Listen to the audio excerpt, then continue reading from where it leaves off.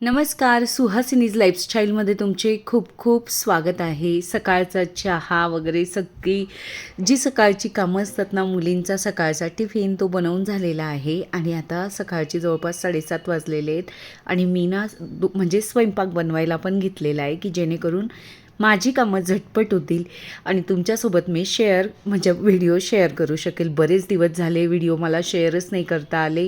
Short व्हिडिओंना तुम्ही छान भरभरून प्रतिसाद दिला, त्यासाठी खरंच आभारी. पण आता 10वीची एक्झाम सुरू झाली आहे, त्यामुळेच मग मी व्हिडिओ शेअर नाही करू शकली. आता मी रेग्युलर व्हिडिओ शेअर करण्याचा नक्कीच प्रयत्न करणार आहे. मला ना गंगाफळची भाजी बनवून घ्यायची होती, म्हणजे डांगर. त्यामध्ये मी जिरं, थोडंसं ओवा, बडीशोप, नंतर धने 2 चमचे आणि मेथीदाणे असं घेतलेलं आहे. मेथीदाणे यात क्रश नाही करून घेतले, कुटून नाही घेतले, पण हे सगळं साहित्य मी भाजीत टाकण्यासाठी कुटून घेत आहे. अगदी म्हणजे रवाळ करून घेत आहे. मी सकाळीच आंघोळ करून घेतलेली होती, हेअर वॉश केलेले होते आणि त्यामुळे ना तसेच म्हणजे केस ठेवून मी कामाला लागलेली होती. कारण की सगळीच घाई असते आपल्याला, सगळ्या गृहिणींना सकाळी सकाळी. जसं तुम्हाला घाई तसंच अगदी मलाही खूप घाई असते. ही भाजी ना मला आधी आवडायची नाही, पण आवडायला लागलेली आहे. बाजारात ओलाच लसूण आलेला आहे विकायला, तर तोही मी आणलेला होता 50 रुपये पाव. आणि लाल मिरच्याही आणलेल्या होत्या. एक तर सुक्या मिरच्या लाल किंवा ओल्या, म्हणजे लाल मिरच्या वापरल्या ना भाजीला जास्त चव येते, मला असं पर्सनली वाटतं. नंतर हे सगळं मिश्रण ना मी थोडंसंच तेल घेतलं, कारण की या भाजीमध्ये थोडंही तेल जास्त पडलं ना खूप जास्त प्रमाण दिसायला लागतं. बाजूलाच ना तवाई ठेवला होता भाकरी बनवण्यासाठी, की जेणेकरून पटकन भाकरी बनवल्या जातील. आणि थोडीशी मेथीदाणे या तेलात टाकलेलं आहे. मी तेलाचं अगदी कमी प्रमाण वापरलेलं आहे. तवा छान घासून काढलेला होता. मला मागेच कमेंट्स आलेली होती की माझा तवा कुठल्या कंपनीचा आहे डोस्याचा, तर तो किचन इसेन्शियल या कंपनीचा आहे. चांगली क्वालिटी आहे. बऱ्याच कंपन्या आहेत, घेणार तर हार्ड ॲनोडाईज असा तवा घ्या. थोडे पैसे 100-200 रुपये जास्त असतात नॉर्मल तव्यांपेक्षा, पण टिकायला चांगले असतात आणि त्यांचं वरचं खपली पण निघत नाही इझिली. आमच्याकडे ही भाजी ना भंडाऱ्यामध्ये बऱ्यापैकी वेळेस म्हणजे जनरली बनवलीच जाते. खानदेशामध्ये श्रावण महिन्यात तर दर सोमवारी बनवलीच जाते. हलकी पुलकी असते पचायला आणि छान असतं. B12चं प्रमाण असतं यामध्ये जास्त, या डांगरामध्ये, म्हणून मग जास्त खाल्ली तरी काही हरकत नाही. आणि ही भाजी शिल्लक राहिली ना तर ज्वारीच्या बाजरीच्या पिठात मिक्स करायची, अतिशय चविष्ट असं पराठा पण बनून जातो. हे मिठाचं भांड्याबद्दल मला मागच्या व्हिडिओमध्ये भरभरून कमेंट्स आल्या होत्या. हे ना आई कर्नाटकात गेली होती माझ्या मामांच्या मुलाकडे, तर तिथून आणलेलं आहे. 300 रुपयाला आणलेलं आहे. तिथे ना मंदिरांच्या बाहेर छान छान पाटे, वरवंटे, खलबत्ता हे सगळं विकायला असतं. नंतर ना दुसरी भाजी मला गवारची करायची होती. छान मला फ्रेश अशा गवार मिळालेल्या होत्या, तर त्याचीही मी पटकन निवडून घेतल्या. ताज्या ताज्या गवार निवडल्या ना तर त्या अशा वाकायला, म्हणजे जुन्या झाल्यावर जेवढा त्रास होतो निवडायला, तेवढा फ्रेश गवारला होत नाही. बऱ्याचदा तर गवार तर निवडण्याचा कंटाळा येतो म्हणून आणलीही जात नाही. पण मुलींना, मला पण आवडते म्हणून मग मी मिळाली ना गावरानी गवार तर नक्कीच आणत असते. गंगाफळाच्या भाजीत ना पाणी टाकत नाही, कारण की त्याला गरज पडत नाही, ते लगेच इझिली शिजून जातं. पण यावेळेस मला भंडारावाली भाजी तयार करायची होती म्हणून मी पाण्याचाही वापर केलेला आहे. कारण की भंडाऱ्यातली भाजी ही घोटलेली असते, जनरली तुम्ही बघितलीच असेल. तर खानदेशात घोटलेली वांग्याची भाजी, घोटलेलं गंगाफळ याचं खूप प्रमाण असतं बनवण्याचं. छान गवार होती फ्रेश, म्हणून तिचा कलर पण उत्तम असा टिकून होता. मी फक्त कांदे, लसूण आणि लाल मिरचीचा उपयोग केलेला आहे. जिरं बस आणि मीठ एवढंच टाकलेलं आहे, कारण की मला असं वाटतं ही भाजी निसर्गानेच तिला छान कलर दिलेला आहे, तर कुठल्याही मसाल्यांची तिला गरज नाही. मग मला नंतर ना भांडी वगैरे रचून घ्यायची होती. भांडी रचायची राहिलेली होती. किचन ओटा जसा जमेल ना तसा मी आवरत असते, लगेच भांडी लावायची राहिलेली होती तर तीही लावून घेतली. आणि सोबतच ना मला आठवण झाली की आमच्याकडे ना सिव्हिल हॉस्पिटलला टिफिन्स दिले जातात. महिन्यातून एक तारीख असते ठरलेली, तर बऱ्यापैकी टिफिन बिल्डिंगमधून जातात. आणि मी ज्या नगरमध्ये राहते ना तिथलेही बऱ्यापैकी टिफिन येत असतात. म्हणजे सिव्हिल हॉस्पिटलला ना ज्यांना म्हणजे गरज आहे, जे लांबून ॲडमिट असतात किंवा गरीब लोक असतात ना, ते जेवणही विकत घेऊ शकत नाही, तर अशा लोकांसाठी आमच्याच बिल्डिंगचे चेअरमन आहेत, त्यांनी ना छान असं सुरू केलेलं आहे. तर मला 2 टिफिन द्यायचे होते. मला अचानक ग्रुपवरचा मेसेज बघितला मी आणि तो मेसेज बघून मला आठवण झाली. मग आता मला तो टिफिन 11 वाजेपर्यंत द्यायचा असतो. मग झटपट काहीतरी बनवावं असं वाटलं, कारण की भाज्या तर 2 टिफिनला पुरणार नव्हत्या. की मग माझ्याकडे ना खूप सारे बटाटे पण अवेलेबल होते. तर मी बटाट्याची भाजी बनवून घेऊ असा विचार केला. किचन सिंकमध्ये ना थोडीफार भांडी जमलेली होती, तीही घासून घेतली, तीही छोट्या टोपल्यात ठेवून दिली आणि गॅस ओटा परत मी बटाट्याची भाजी करण्यापूर्वी ना म्हणजे पुसून घेतला, की जेणेकरून नंतर परत म्हणजे व्हिडिओ करताना ना जरा थोडं स्वच्छ दिसलं तर तुम्हालाही छान वाटतं, फ्रेश वाटतं. असंही स्वच्छच असतो, पण मग त्यावेळेस ना जास्त काळजीपूर्वक स्वच्छ करावा लागतो. मग मी या लिक्विडचा वापर करत असते. तर सोबतच ना मला मागच्या व्हिडिओमध्ये ना शॉर्ट व्हिडिओ टाकला होता, तर मला त्या व्हिडिओ खाली कमेंट्स आल्या होत्या. त्या ताई बघत असतील तर त्यांना नक्कीच कळेल की हे सगळं स्वच्छ करून काय उपयोग आहे. त्यांना वाटतं की हा सगळा वेळ वाया जातो आपला, पण ही प्रत्येकाची ना आवड निवड असते. प्रत्येकाचं समाधान एक वेगळं ठिकाण असतं मिळवण्याचं. कुणाला घरातली कामं आवडतात, कुणाला नाही आवडत. मला त्यांच्या कमेंट्सचा राग नाही आला. फार म्हणजे त्यांच्या कमेंट्समध्ये ना त्या आतून खूप दुःखी आहेत असं मला वाटत होतं. त्यांना म्हणायचं होतं की मला काहीच मिळत नाही. नंतर म्हणजे त्यांच्याकडे खूप वर्दळ असते येणाऱ्या जाणाऱ्यांची आणि त्यामुळे ना त्यांनाही खूप आवडतं घर स्वच्छ ठेवायला, पण ते येणाऱ्या लोकांमुळे स्वच्छ राहू शकत नाही. कदाचित त्यांची जॉईंट फॅमिली असावी आणि त्यामुळे ना त्या थोड्या मला म्हणजे खूप त्या कमेंट्समधूनच वाचतानाच जाणवलं की खूप दुःखी आहेत त्या खरं तर. पण मग ना बघा, दुःख करून म्हणजे आपण ज्या भावना व्यक्त करतो ना, अति सतत दुःखी राहिल्यामुळे ना आजार पण मागे लागतात. म्हणून ना भावना मोकळ्या करायला हव्यात. मला असं वाटतं की जे तुमच्या मनात आहे, ज्यांच्याबद्दल राग आहे ना, त्यांना स्पष्ट सांगा, हे हे मला असं असं आवडत नाही. पण म्हणजे सतत मनात विचार कोंडल्यामुळे कदाचित आपण म्हणजे द्वेषी असा व्यक्तिमत्व बनत जातं, मला असं वाटतं. कारण की कमेंट्समधून लक्षातच येत होतं ते जे काही बोलत होते त्याबद्दल. मी एकच सांगेल, जसं आपण इतरांचं सुख वाटून घेऊ शकत नाही ना, तसंच आपण इतरांचं दुःखही वाटून घेऊ शकत नाही. प्रत्येकाला त्याच्या त्याच्या नशिबाने, त्याच्या त्याच्या कर्तृत्वाने, त्याच्या त्याच्या मेहनतीने ना आयुष्यात मिळत असतं आणि ते कदाचित आता असं वाटतं की यांच्याकडे खूप काही आहे, पण ते मिळवण्यासाठी त्यांनी केलेली मेहनत ही कुणालाच माहीत नसते. आणि ना महत्त्वाचं म्हणजे प्रत्येक गोष्ट सुंदर स्वच्छ म्हणजे स्वच्छ ठेवली ना तर ते छान दिसायला नक्कीच मदत होते. आणि ऑर्गनाईज करण्याची पण पद्धत असते. भले कितीही वर्दळ असू द्या, तुम्हाला मी सांगते माझ्याकडेही खूप वर्दळ आहे. मी म्हणजे 8-8, 10-10 दिवस माझ्याकडे बऱ्यापैकी वेळेस हॉस्पिटलसाठी पाहुणे येतात. याचा मलाही खूप त्रास होतो. बऱ्याच वेळेस कारण नसतानाही बरेच जण येतात. म्हणजे मी माझ्या नातेवाईकांना वाईट म्हणणार नाही, माझ्या जवळच्यांचा मला काही त्रास नाही आहे, कारण की त्यांना वेळ पण नाही आहे यायला. मी बोलवत असतो आम्ही तरीही येत नाही. पण मी तुम्हाला एक एक्झाम्पल देते. होतो त्रास, प्रत्येकाला होतो, पण मी द्वेष भावनेने कुठलीही गोष्ट करत नाही. ते केल्यानंतर मी माझं घर पूर्वरच स्वच्छ ठेवत असते. आपण ना एकमेकाला फक्त व्हिडिओपुरता ओळखत असतो आणि आपल्या हे काही मिनटाचं असतं हे शूटिंग, म्हणजे काही तासांचं असतं. पूर्ण लाईफ कोणीही दाखवत नसतं. पण उरलेल्या वेळामध्ये त्यांच्या आयुष्यात किती घडामोडी झालेल्या आहेत, त्यांनी पण कितीतरी वेदना सहन केलेल्या आहेत. मी असू द्या त्या जागी किंवा तुम्ही, हे आपल्याला नाही माहिती आहे. आपण इथे फक्त कामापुरता एकत्र आलेलो आहोत, आपले स्वभाव सारखे आहेत म्हणून एकत्र आलेलो आहोत. पण कधीही कुणाचा, मला असं वाटतं, इतका पण म्हणजे द्वेष नसावा मनामध्ये. एकदा भावना व्यक्त करून ना मोकळे झालो ना तर नक्कीच राग येतो समोरच्याला, पण द्वेषी भावनेने जेव्हा आपण मोकळे होत असतो ना तर आणि मनामध्ये खूप साठलेलं असेल इतरांबद्दल, तर ते मोकळं व्हा. मी एकच सल्ला देईल, बस मी ह्याच्या पलीकडे बोलू नाही शकत. मन आपलं आजारी पडतं सगळ्यात जास्त द्वेष भावनेने आणि त्याच्यानंतरच आपल्याला वेगवेगळ्या आजारांना सामोरं जावं लागतं. म्हणून आपलं मन आपण चांगलं स्वच्छ ठेवलं ना तर नक्कीच आपण सतत निगेटिव्ह विचारांना बळी पडत नाही.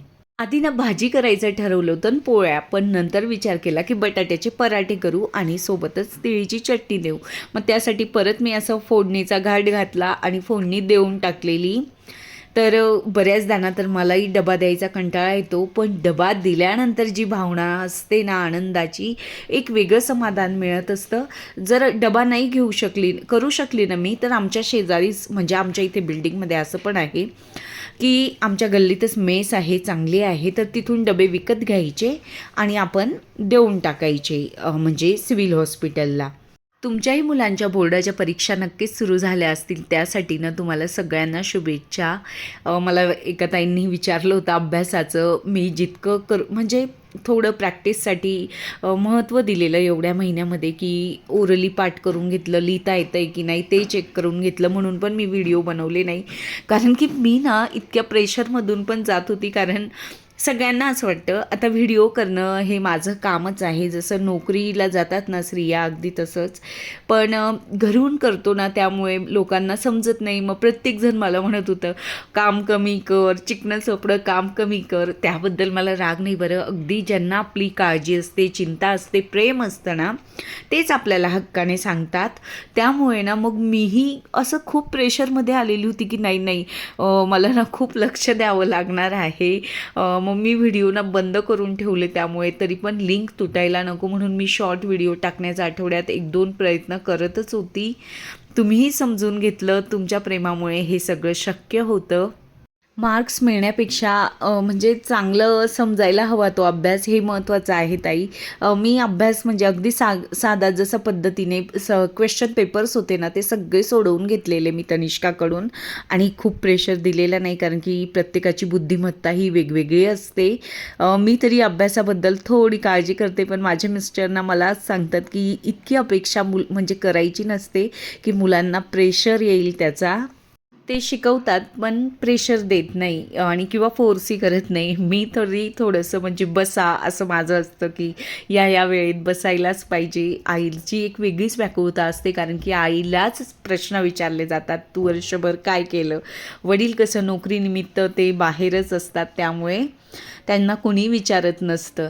नंतर ना हे ड्रावर मला ना खूप म्हणजे याच्यात कागद जमा झालेले होते, ते स्वच्छ करून घ्यायचे होते.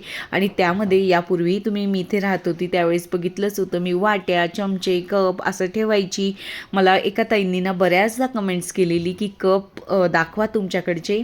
तर जे अगदी थोडेफार कप आहेत ना ते दाखवलेले आहेत. बाकीचे क्रॉकरी मधले मी नक्कीच नेक्स्ट टाईम दाखवेल. तर आता मला थोडी घाई होती, म्हणून मग मी जे अगदी ओल्या कापडाने ना हे पुसून घेतलं. जिथे कोलिनची गरज होती कोलिन मारून घेतलं आणि नंतर कोरड्या कापडाने पुसून ना हे ड्रावर मी म्हणजे सुकण्यासाठी फॅन लावून दिल्यावरती, आणि 1 तासाने मग ना मी त्यामध्ये जी भांडी नेहमी लागतात डायनिंग टेबलच्याच हे जवळ असल्यामुळे ना, कोणी आल्यानंतर जेवताना म्हणजे वाढताना ना मला खूप उपयोग होतो या ड्रावर्समधल्या वस्तूंचा, म्हणून मग मी तिथे ज्या लागतात ना नेहमी त्या ठेवत असते. स्वयंपाक मला अगदी सोपा जावा, म्हणजे बनवताना अगदी झटपट व्हावा, चॉपिंग कटिंग याचा त्रास नको व्हायला, म्हणून मग मी मागवलेला आहे अगारोचा मिनी चॉपर. इलेक्ट्रिक आहे आणि याचं जे स्टीलचे चॉपर आहेत ना ते अगदी धारदार आहेत, छान आहेत. आणि जे मटेरियल आहे चॉपरचं हे BPA फ्री आहे 100%. हा चॉपर हलका आणि प्रवासासाठी ना सोयीस्कर आहे. आपल्याला बिझी लाईफमध्ये ना खूपच उपयोगी आहे. आपण कुठेतरी पिकनिकसाठी जातो, प्रवासात जातो किंवा ना सुट्टीसाठी अगदी कुठेतरी जात असतो ना, तर त्यावेळेस आपल्यासोबत लहान मुलंही असतात, तर त्यांच्यासाठी जेवण बनवायचं असेल तर असं छोटं मिनी मिक्सरची पण गरज नाही. इतकं छान बारीक असं हे म्हणजे चिरलं जातं यामध्ये. नंतर ना याचा जो वरचा भाग आहे यात बॅटरी आहे त्याची, आणि हे बाऊल आहे ना, बाऊल स्वच्छ धुता येतं आपल्याला. नंतर चॉपर स्टीलचं जो म्हणजे कटिंग करायचं चॉपर आहे तोही धुवून स्वच्छ टाकायचा. वापरल्यानंतर फक्त वरचं जे म्हणजे बॅटरीचा भाग आहे त्याला पाणी लावायचं नसतं. मी ना दुसरंही चॉपर वापरून बघितलेलं आहे, पण कांदा, टमाटा, लसूण, आलं, मिरची किंवा कुठलंही भाजी चिरली ना तर थोडी चव म्हणजे आपल्याला वेगळीच लागते आणि थोडं पाणीदार अशा भाज्या होऊन जातात चिरल्यानंतर. तर ना याच्यात ना 100% हा BPA फ्री असल्यामुळे याची नैसर्गिक चव टिकून ठेवण्यासाठी मदत करतो. याची क्षमता 250 मिली आहे आणि 1 वर्षाची गॅरंटी आहे. तर यामध्ये ना आपण काजू बदाम पण छान पद्धतीने असे क्रश करू शकतो, बारीक पावडरही होते. आणि आपल्याला जसं हवं ना जाडसर, तर मला थोडं रवाळ हवे होते म्हणून मग मी रवाळ तसे करून घेतलेले आहेत. काही सेकंदातच यामध्ये छान असं बारीक टेक्स्चरवाले काजू बदाम, भाज्या, फळभाज्या सगळ्या कट होतात. आधी ना यात ब्लेड बसवा, त्यानंतर स्प्लॅश गार्ड आणि मोटर हेड लावा. याला ना पोर्टेबल चार्जर पण दिलेला आहे, तर त्याचा यूज करून आपण चार्ज करू शकतो. नंतर ना फक्त साहित्य टाकल्यानंतर झाकण व्यवस्थित लावायचं आणि बटन ऑन करायचं. म्हणजे जेवण बनवताना आपली धावपळ होत नाही. आणि स्वच्छ करायला तर नुसतं पाण्याने धुतलं ना तरीही हे स्वच्छ होऊन जातं. मी बऱ्यापैकी 3-4 दिवस वापरून बघितला आणि मग तुमच्यासमोर मी शेअर केलेला आहे. त्यात मी गाजर सगळंच म्हणजे फ्लावर, कॅबेज हे सगळं कट करून बघितलेलं, शिमला मिरची, नंतर 2 प्रकारचे ऑरेंज आणि रेड गाजर पण कट केलं, लसूण केलं, आलं, मिरची, कोथिंबीर आणि छान असं ना मस्तच कट झालेलं. यामध्ये लहान मुलं असतील ना, तर आपल्याला बाहेर प्रवासात जायचं असेल तर त्यावेळेस ना त्यांच्यासाठी आपण फ्रूट्स पण कट करू शकतो. किंवा वरण भात वगैरे आपल्याला बघा लहान मुलांना असा मिक्स बारीक दाणेदार करून द्यायचा असतो, तर त्याचाही आपण वापर करू शकतो. त्यासाठी 4 तास चार्ज करायचा, त्याच्यात ना तो 30 मिनिट चालतो. पण ना 4 तास चार्ज केल्यानंतर आपल्याला नक्कीच मला असं वाटतं महिनाभर तरी जाईल, कारण की काही सेकंदातच हे पटकन असं म्हणजे चॉप होऊन जातं. यामध्ये छोट्याशा दिसणाऱ्या चॉपरची ना मोटर फार शक्तिशाली आहे बरं. 30 वॅटची आहे. त्याला धारदार स्टेनलेस स्टीलचे ब्लेड्स आहेत. लहान मुलांना नक्कीच सांभाळायचं आणि अगदी 30 ते 60 सेकंदात हे सगळं बारीक होतं. त्यापेक्षा कमी वेळ लागतो, अगदी 15 सेकंदात पण झटपट बऱ्याच वस्तू कट होतात. मी ऑब्झर्वेशन केलेलं आहे. आणि काहीच नाही, फक्त साहित्य घालायचं, झाकण व्यवस्थित लावायचं आणि ऑन बटन दाबायचं. म्हणजे ना पटकन जेंट्स लोकांसाठी पण छान वाटलं मला, कारण की जे स्वतः जेवण बनवतात ना त्यांना कटिंग करायचा कंटाळा येतो, तर याचा वापर नक्कीच करून जेवण बनवणं सोपं करू शकतात सगळेजण. काही विद्यार्थी शिकण्यासाठी ना बाहेर राहता, हॉस्टेलला रूम करून त्यांच्यासाठीही जेवण बनवण्यासाठी बेस्ट आहे. बऱ्याच जण चॉपरचा आपण चुकीचाही उपयोग करतो. हा चॉपर नॉनव्हेज किंवा सोयाबीन चिरण्यासाठी नाही.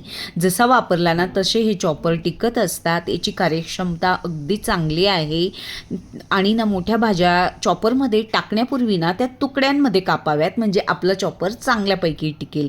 पोर्टेबल डिझाईनमुळे हे उपकरण प्रवासात, सुट्ट्यांदरम्यान, ट्रेक दरम्यान स्वतः स्वयंपाक करायचा असेल लहान मुलांना किंवा जेंट्सला, तर यासाठी अत्यंत उपयोगी आहे. तुम्ही बघू शकतात अगदी छान असं चिरलं गेलेलं आहे. मी जेही कटिंग केलेलं आहे ते तुमच्यासमोर प्रेझेंट केलेलं आहे आणि अगदी छान पद्धतीने बारीक झालेलं आहे. काही सेकंदामध्ये मला खरंच खूप आवडलेला. मी याची लिंक तुम्हाला डिस्क्रिप्शन बॉक्समध्ये देते आणि व्हिडिओमध्येही टॅग करेल, तर नक्कीच आवडला असेल तर घ्या. आणि अशा हलक्या फुलक्या पद्धतीने धुवून लगेच सुकवायला टाकायचं. छोटा पॅकेट बडा धमाका वाटला. एका ड्रावरमध्ये ना मी कप जे रोज वापरले जातात किंवा कधीतरी वापरले जातात ना, तर ते ठेवून घेतले. हे खूप छोट्या साईजचे कप आहेत माझ्याकडे. मी छोटे, थोडे मीडियम साईज आणि त्यावरून थोडे मोठे असे कप आहेत माझ्याकडे. हे छोटे ना बऱ्याच लोकांना कमी चहा लागतो, तर त्यामुळे छोटे ठेवलेले आहेत. आणि हे मोठे तर जळगावहून घेतलेले आहेत. जळगावला फार छान कप मिळतात, शुभम क्रॉकरीमध्ये मिळतात. फारच मस्तच आहेत. नाव एक्झॅक्टली ते आहे का मी कन्फर्म करून नक्कीच कमेंट बॉक्समध्ये सांगेल. पण स्वस्त मिळतात आणि डिझायनरही मिळतात, कारण की माझी बहीण राहते. मी बऱ्यापैकी कप तिथूनच घेतलेले आहेत. कप ना मी झिगझॅग मोशनमध्ये ठेवलेले की कमी जागेत जास्त कप मावेत म्हणून. बाकीचे कप तसेच राहिलेले आहेत वरती. मोठे कप नाही ठेवले, जे आपले कॉफी मग असतात ते. मला कप खूप आवडतात घ्यायला, पण आता मी खूप कंट्रोल करते, मी अजिबात घेत नाही. नंतर ह्या मधल्या ड्रावरमध्ये ना छोट्या छोट्या प्लेट्स आणि वाट्या ठेवून घेतल्या, कारण की माझ्याकडे जेव्हा पाहुणे आले होते ना, तर मला माझ्याकडच्या वाट्या, ताटल्या ह्या सापडतच नव्हत्या, कारण त्या म्हणजे होत्या एका जागी, पण नीट रचलेलं नसल्यामुळे ना ऐन वेळेस खूप धावपळ होते. हे खास क्रॉकरी युनिटचा जो भाग आहे ना, मी पाहुण्यांसाठी जी भांडी वापरली जातात ना ती ऑर्गनाईज केलेली होती. मी क्रॉकरी युनिटचा जो व्हिडिओ बनवलेला आहे स्पेशली क्रॉकरी युनिट टूर, तर ना त्याच्यात मी दाखवलेलं आहे. परत आता छान ऑर्गनाईज केल्यानंतर नक्कीच तुम्हाला क्रॉकरी युनिटची टूर देईल, कारण की क्रॉकरी युनिटमधलं सामान दाखवा असे बरेच जण सांगतात.